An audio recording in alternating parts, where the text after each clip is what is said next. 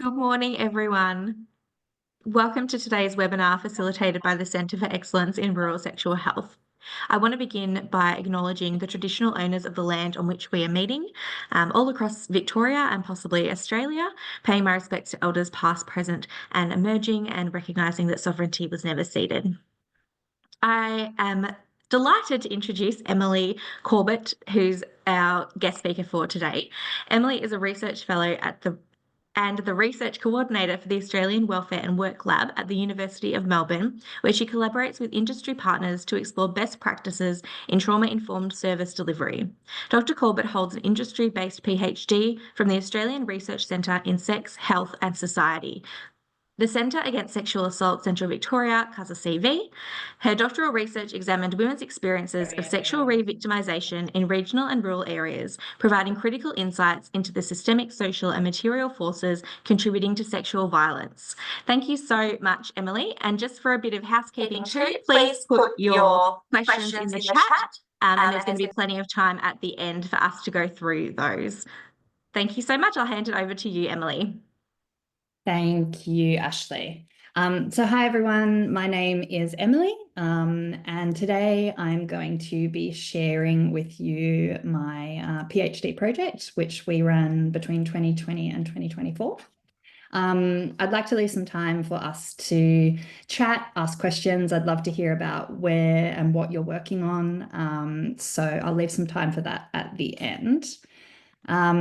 I'd also like to pay my respects to the traditional owners of the land in which we're meeting. For me, that's the Wurundjeri people of the Kulin Regions. I want to pay my respects to elders past and present and any community members in the room today.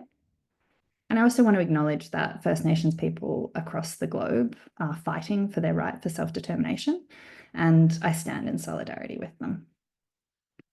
So let's get into it.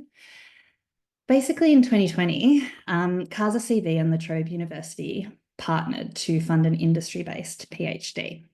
And this was really to explore the evidence base for sexual violence in regional and rural areas. So in early 2020, I moved to Bendigo and I started talking with staff at CASA-CV, counsellors, managers, senior staff, and I really wanted to get a sense of what were the main issues that were facing CASA-CV as a service. And it became quickly apparent that sexual re-victimisation was a really big issue. Counsellors spoke about women coming to their services having experienced sexual violence as an adult. And then over time, throughout the course of that counselling, they disclosed child sexual abuse and other forms of child or adolescent violence. So sexual re-victimisation became the topic. Look, sexual re-victimisation is generally defined as an experience of child sexual abuse followed by sexual or physical violence in adolescence or adulthood. And re-victimisation literature sort of broadly states that women who experience child sexual abuse are 2 to 3 times more likely to go on and experience sexual violence or other violence later in life. So I started researching sexual re-victimisation in 2020. And I noticed a really troubling trend within the literature. So much so that CASA actually gave me a debrief counsellor because I became so frustrated with reading the victim-blaming research that was out there. CASA-CV were fantastic in supporting me through this PhD. But that troubling trend in the literature was that a lot of the research focused in on women's behaviours as the primary cause of re-victimisation. So a lot of the research would sort of say, well, here's child sexual abuse, women use drugs, they engage in risky sexual behaviour, they have mental health issues, and therefore re-victimisation happens. This really didn't address any of the broader systemic, social, cultural, contextual forces at play within sexual violence. And so this next slide, I've just sort of screen grabbed some of the sorts of research that I was reading in that first year that really looked at sort of and really focused in on alcohol and other drug use, risky sexual behaviors. This one study in the bottom right-hand corner found that, risky sexual behavior predicted re-victimization. And one of the ways that they defined risky sexual behavior was having sex with multiple partners. So we can see a real sort of victim blaming approach here, this idea that women are the ones exposing themselves to risk. I think perhaps most frustrating for me was that this framing tended to overlook the complexity of women's experiences. There's lots of forces that come into play to enable violence. Obviously, perpetrator behaviour being one very big, glaring, obvious thing that's missing from a lot of these research studies. But the sort of consistent focus on victim-survivor behaviour is really sort of supported by this philosophical approach that we can isolate and examine behaviours independently from other influences. So a lot of these studies would isolate and test victim-survivor behavioural variables, and then sort of put them into statistical models. And that really, for me, risked assuming this very static understanding of women's agency. Because agency itself is both constrained and influenced by lots of external forces, like relationships, like place, like sociocultural norms. And I think this approach where we're focusing in on particular women's behaviour as the risk for re-victimisation really risks dismissing sort of the broader elements that come into play within sexual violence. I think also this study to the left, which talked about risk perception, which was looking at whether re-victimised women have a lesser ability to perceive risk, perhaps that's why they experience re-victimisation. And I found this line of inquiry really fraught because it assumes that, not only that women who've experienced re-victimisation have a diminished sort of ability to perceive threat, but it really risks positioning rape as this avoidable event that can be prevented through individual vigilance, despite the reality that threat cues are often absent or completely ambiguous. We know that a lot of sexual violence is perpetrated by known persons or intimate partners. And so this idea around, risk perception, it really reinforces victim blaming narratives, but it also suggests that safe women are those who exercise caution, while risky women fail to protect themselves. And so I became really frustrated with this focus on individual vulnerabilities. There's a lot more going on at play. So something we also found, which is, I'm sure, not surprising for a lot of people here today, is that the gaps in the literature were even more pronounced within a rural context. So, there was a real lack of sort of research data that examined the unique dynamics and challenges that shape experiences of sexual re-victimisation in rural areas. Look, there's a lot of family violence literature that talks about the rural context and how that plays out, which has been really helpful in anchoring my research. But there was a real lack of data on sexual violence. And, often it's the case that sexual violence research is sort of subsumed within family violence literature. So we really wanted to focus on this as a specific topic. So I want everyone to take a few seconds to think about the rural. What does it mean? What does it look like? And how might it be involved with experiences of violence? And feel free to share this in the chat if you want to. But I'll give you 30 seconds to have a think about what does the rural mean and how is that involved with violence?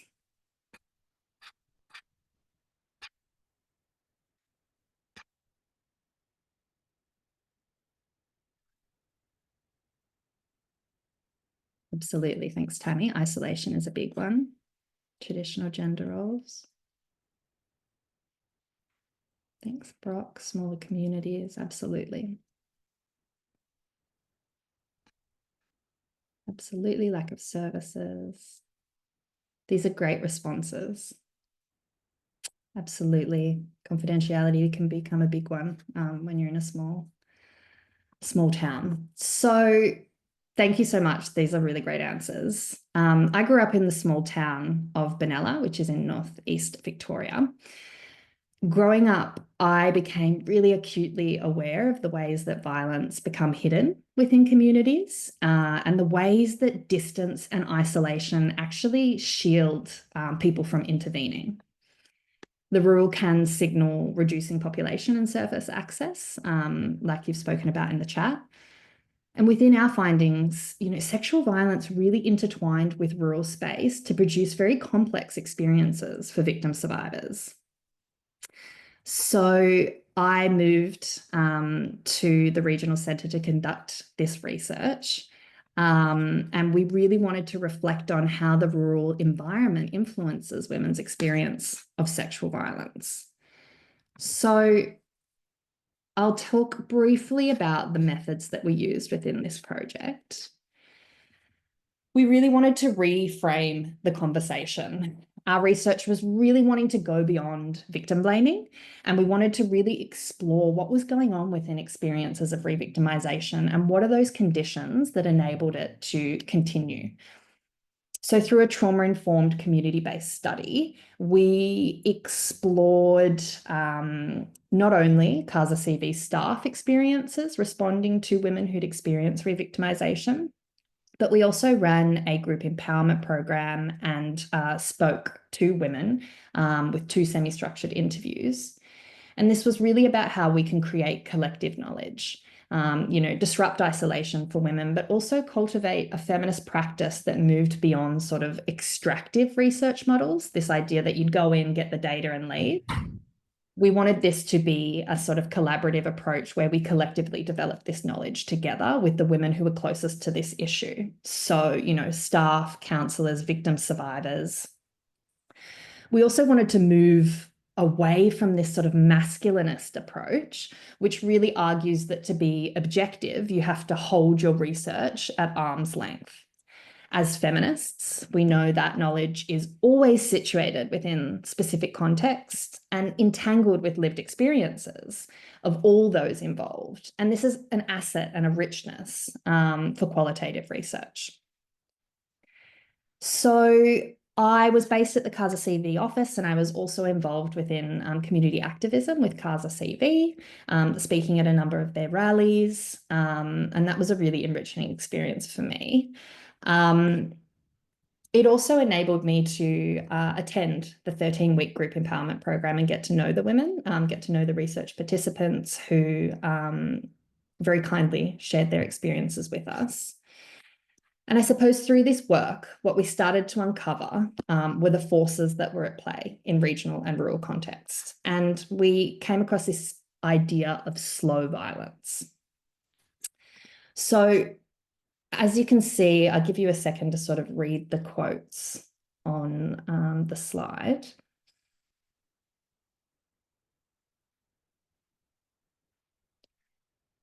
So this concept was defined by Robert Nixon.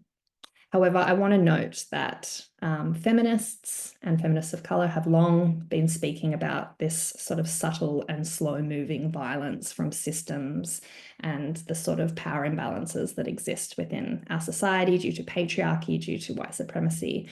So it's, I just want to make that point that feminists have been across this for a really long time.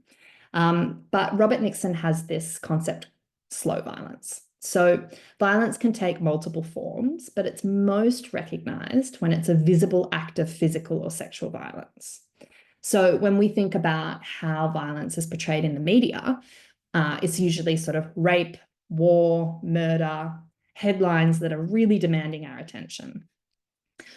What is less visible are the slow building acts that occur outside of perhaps that singular event of sexual violence. So for instance, the failure to respond to a child's disclosure of sexual abuse, the normalization of silence surrounding sexual violence, or even the cumulative effects of victim blaming, both privately and publicly, and how that sort of breeds complicity within communities. This all represents harm that sort of builds slowly and in somewhat invisibly as well. And so these moments may seem quite minor or isolated, but over time they erode trust and they reinforce cycles of re-victimization. So for us, understanding slow violence in the context of sexual re-victimization. Hey, I've tried to ring Layla from BCA. Get her. I've left a message. I just had a look at that answer. Thank you.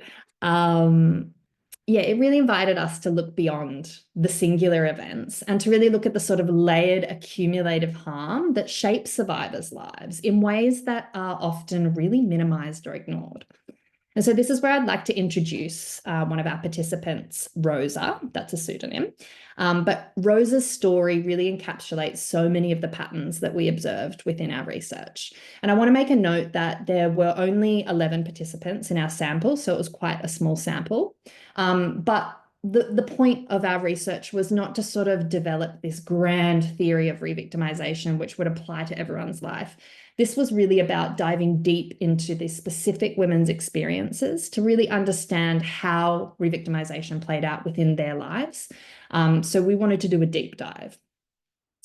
So our research participants really described this slow building lack of response, care, or attention to their disclosures of sexual violence. And this really accumulated across women's lives and gradually normalized relational violence. And so Rosa's story was and is very difficult to comprehend. She's now in her 60s, and she shared her experiences with, incredible vulnerability, but also resilience. And I think her story really highlights how violence and the responses to violence can shape an entire life. So on the next slide, I have some quotes. So I just wanted to do a quick trigger warning. The quotes describe Rosa's experience of violence and child sexual abuse. Some days just aren't our days. And so if you wanted to step away for a moment while I speak about these sort of direct experiences of violence, I'll get Ashley to maybe pop in the chat when we've moved past that slide, and you can sort of tune back in. Very important, take care of yourself. These topics can be quite heavy to hold sometimes. So I'm going to click through to the next slide. So this is Rosa's story. So when Rosa was 6 years old, she experienced child sexual abuse by her father. At 10 years of age, she went to disclose to a church minister who told her that she was the reason her father was abusing her and told her to go. At 11 years of age, Rosa reported to the police. The police returned her to the perpetrator, or the person who was perpetrating violence, who said that she was lying, and the abuse escalated.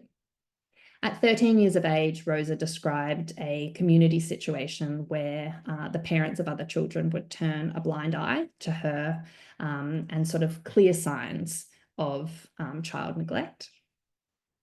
In adulthood, Rosa experienced domestic violence, and when she tried to leave, the community shunned her, and as she says, sort of the rumor mill started, and she was seen as a sort of horrible, lying mother who had left her children.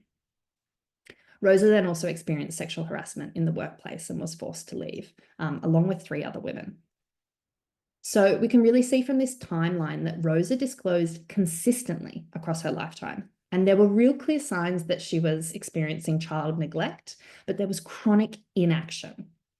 Family, community, and services all responded completely inappropriately to Rosa, and they exposed her to further harm. And this was really reflected across the lives of our other research participants.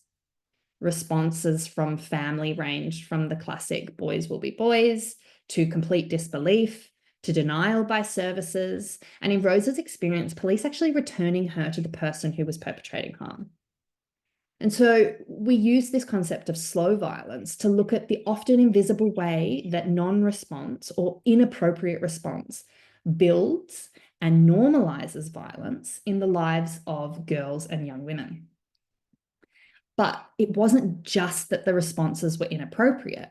We could see the way, and we can see the way in Rosa's story, where slow violence really intertwines with rural space. So for instance, where Rosa's father's community connections and public reputation actually eradicated the possibility that he was committing violence. And this was a very common narrative. So in rural spaces, the normalization of a violence doesn't just occur within families, but it's also within broader community narratives where this abuse is dismissed as sort of a private matter or excused based on traditional values.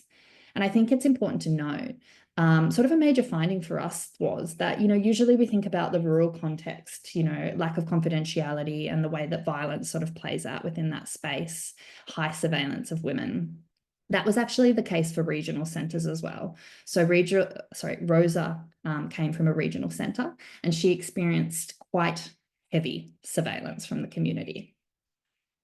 Gossip travels really quickly when you live in geographically isolated areas, and also when you depend on the people around you for your livelihood. So when this combines with the denigration and the devaluation of young girls and women, we see the absolute impossibility of being believed or even being able to access help as a woman. And we see the complete demonization of women, right? Rosa speaks about being labeled as the bad mother and the lying child. So, these misogynistic sort of caricatures of women play out across their lives and stop them from, or inhibit them from being able to access help.